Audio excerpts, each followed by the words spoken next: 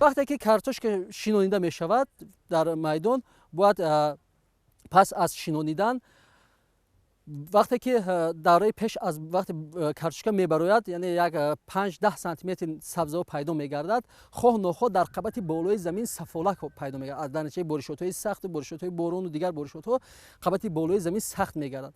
برای خوب نشونما کردن کارتوشکا باید حتما یک مرتبه کارکردی بین قطارها حتما گذرانده شود و کارکرد دوم و سوم بین قطارها این در دوره یعنی نشو گذرانده می شود. باید همین را قید کنیم که نوری های فسفوری کلگی حتما در دوره کشت استفاده برده می شود. در دوره کشت هنگام کشت کردن نوری های آزوتی را ما استفاده نمی بریم. نوری های آزوتی دوره اساسی استفاده برایشان این دوره نشو است که در همون دوره طلباتش به نوری زیاد است و اون می تواند همچون ماده تاثیر بخش به اون یعنی ثمره خوب آورد.